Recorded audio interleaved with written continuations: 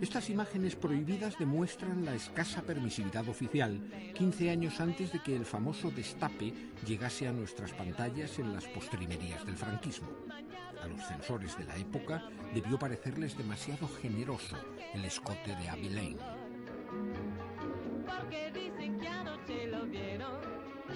Todo el mundo sabía que aquello no iba a ir adelante y hacíamos lo posible, pues meterle una gasa o meterles unas puntillas o meterle un traje de esquimal, ¿verdad? Pero en fin, esto pasaba en todas las películas. Claro, si eran películas de monjas, Lola Flores cantando, ¿verdad?, vestida de monja, pues no había problemas. Para que la secuencia fuese autorizada fue preciso hacer un esfuerzo moralizador consistente en tapar el pícaro lunar pectoral de la actriz con unos centímetros de pudorosa puntilla.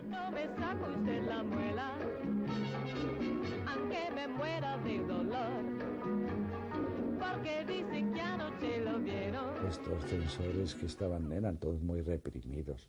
Solo se puede censor siendo un reprimido.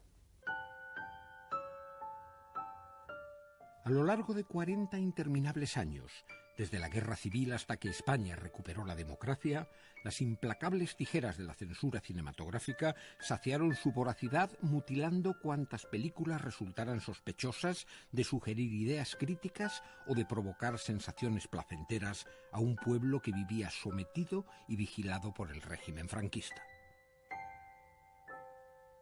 Siempre estábamos pensando en la censura.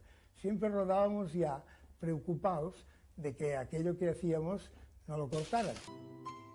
Miles de metros de película desaparecieron para siempre tras ser cortados por la censura, pero algunas imágenes prohibidas permanecerían ocultas u olvidadas en distintos archivos, tanto oficiales como particulares, para convertirse en pruebas fehacientes de la barbarie política y cultural que España padeció durante la dictadura.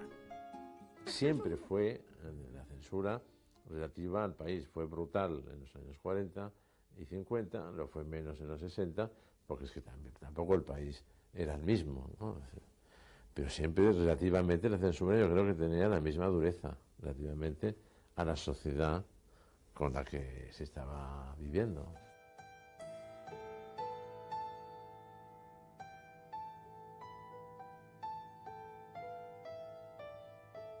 Las películas extranjeras sufrieron cortes y prohibiciones, pero sus negativos originales se mantuvieron a salvo en sus países de origen.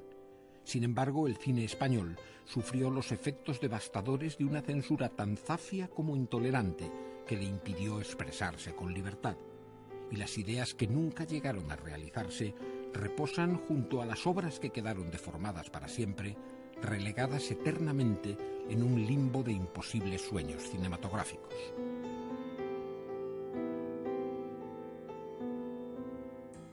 Uno piensa que después de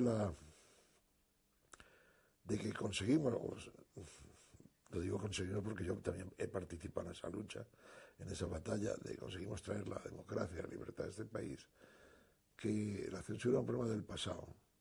Sin embargo, la censura o los efectos de la censura duran para siempre, son eternos, porque son películas que están ya cortadas. Entonces, ¿cómo vas a explicar? No, esto no era así, era de esta manera. Estaba en un colegio de jesuitas, nos proyectaban los sábados películas, y cuando había alguna escena que los reverendos padres creían que no era adecuada para nosotros, nos ejercían con nosotros una censura que yo llamo la censura manual, que consistía en que ponían la mano delante de la cámara y nos tapaban entonces ese trozo de película que ellos consideraban indecente. ¿Ya toca? No te digo que ahora.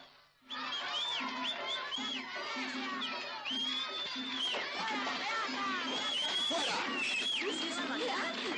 ¡Inmorales! ¡Eso es lo que sois! ¡Que tenéis el alma vencida al diablo! ¡Eso! ¡Bárbaros! ¡Para la máquina, decoroso! ¡Párala! Ahora verás. Me van a oír eso.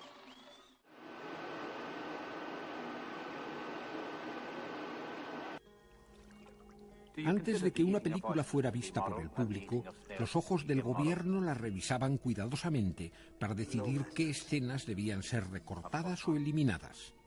La labor destructora de la censura impidió que el público español conociera y disfrutara íntegramente la mayoría de las películas que circulaban por todo el mundo sin escandalizar a nadie.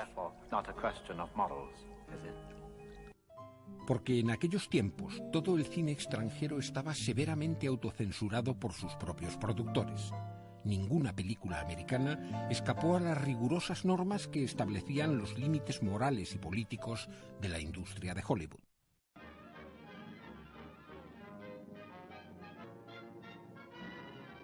El puritanismo yanqui llegaría a extremos tales como examinar fotograma a fotograma las películas de Tarzán para comprobar si la dulce Jane llevaba bragas o andaba por la jungla con el culo al aire.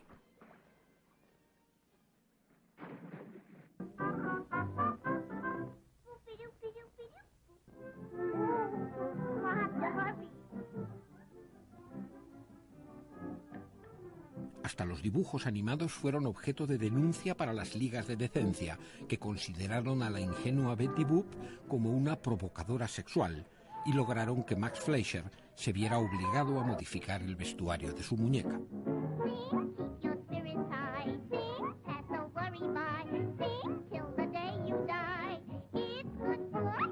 Será mejor que no te levantes hasta mañana. Eso mismo dijiste ayer. No estás lo bastante fuerte. ¿Quién dice que no lo estoy? Billy, no debes, te harás daño. ¿Y por qué no dejas de dormir conmigo? La rigurosidad de los censores americanos quedó patente en El Forajido, que permaneció prohibida 9 años y finalmente se estrenó mutilada, porque lo que alarmó a los castos funcionarios no fue su triángulo amoroso, sino el busto exuberante de Jane Russell.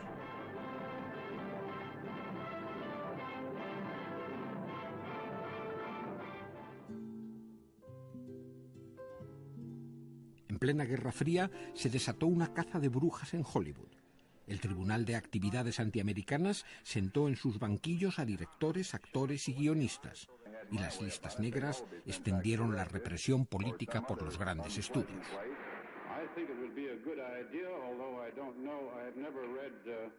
La persecución de izquierdistas se añadió a unos estrechos criterios morales.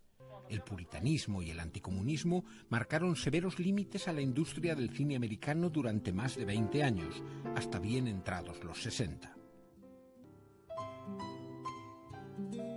Aún así, las autoridades españolas volverían a cortar y revisar lo que ya les llegaba revisado y cortado de origen. Los rigores de la censura produjeron un abundante papeleo en cuyos textos quedó plasmada la catadura ética de sus más feroces funcionarios.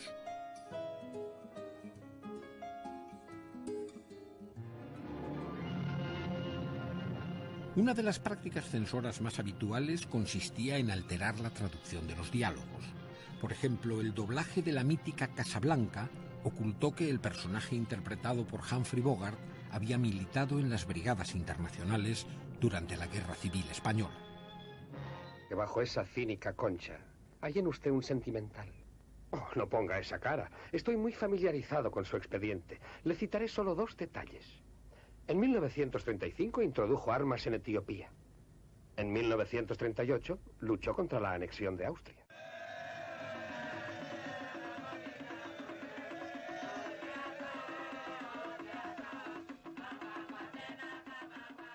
El caso de Mocampo fue clamoroso. Convertir a unos amantes en hermanos, convertir un adulterio en un incesto, pues era algo realmente que llamaba al cielo.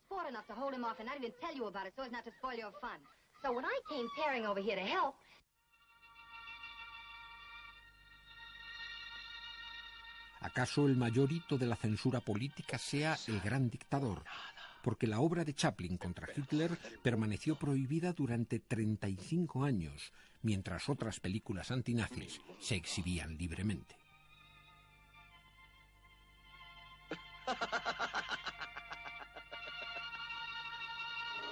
Ya no necesitas hacer el oficio de Judas. ¡Antonio! La omnipresencia de la censura constituye una de las grandes pesadillas culturales de nuestro amargo pasado político. A veces el carácter extremadamente probo y ejemplar de sus funcionarios les hacía hilar tan fino que sus dictámenes resultaban incomprensibles. Quiero que me escuches, padre. Si algo hice que ¿Qué pudieron ver los censores, civiles, militares o eclesiásticos, en esta melodramática escena para cortarla? ¿Por qué decidirían que no debía de ser vista u oída? Estoy harto de ti y de tu perfección, de tus éxitos, de tu humildad. Las identidades de los ángeles guardianes que nos libraban de la tentación de soñar mundos mejores en la oscuridad de los cines suponían un misterio. El público siempre ignoró quiénes eran aquellos policías de la conciencia que cumplían despiadadamente con la tarea oficial de salvar nuestras almas, impidiendo que pecáramos con la imaginación. Desconozco de verdad si por parte de alguien se les llamaba a los censores ángeles guardianes. Ahora, tendremos que recordar que desde el punto de vista franquista, pues aquella sublevación militar que derivó en guerra fue una cruzada. Y de cruzada a ángeles, y de ángeles a salvar almas, pues hay un paso. Adiós, padre mío. Él te acompañe. Como le haya picado la tarántula, mala picadura, Gustavo, mala picadura.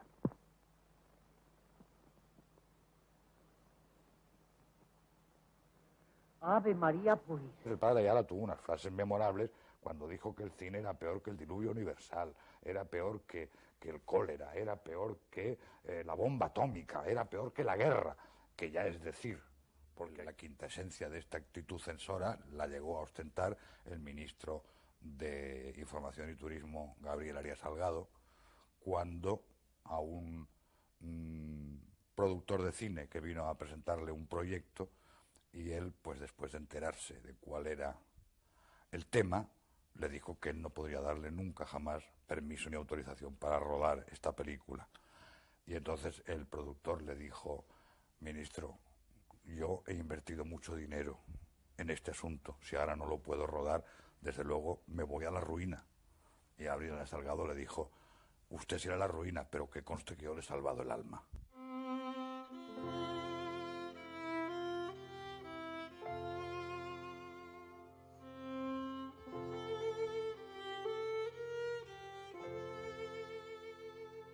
Ay, esto de salvar almas por la censura, que suena a fantasía, yo se lo oí muchas veces a Arias Salgado. Estos eran unas gentes que uno se quedaba ya asombrado entonces de su conformación mental, de su visión del mundo, de lo que tenían dentro de la cabeza. Y lo que tenían dentro de la cabeza eran los principios generales del movimiento, así que mucho, y el catecismo del Ripalda. Las infracciones se castigarán con multa de 500 pesetas. Que con la Iglesia no cabían bromas quedó demostrado en esta secuencia prohibida porque las monjas, en el afán de sacar el carnet de conducir, sustituían la habitual lectura de textos sagrados por la del Código de Circulación. Del párrafo primero del artículo 17, sin sobrepasar la velocidad de 50 kilómetros por hora, salvo que la vía pública por la que circulen tenga prioridad de paso. Las infracciones se castigarán con multa de 500 pesetas que aumentarán progresivamente. Y entonces pedí una entrevista con el secretario de Censura y lo primero de todo me preguntó si yo creía en Dios. Es la primera pregunta que me hizo. Quedé bastante desconcertado, le dije que sí. Entonces abrió un cajón y sacó una encíclica, no recuerdo cuál, de un papa, y me dijo: vaya leyendo esto. Mientras él seguía haciendo cosas con sus papeles.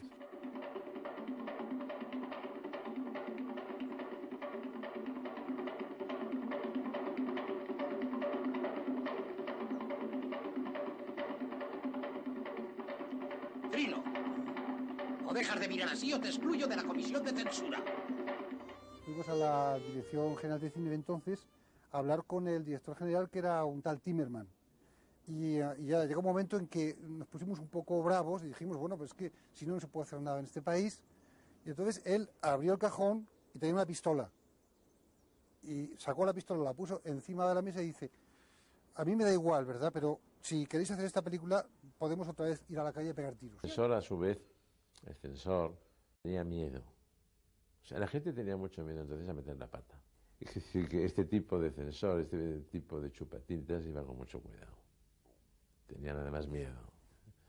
Te lo creaban a ti, pero lo tenían ellos.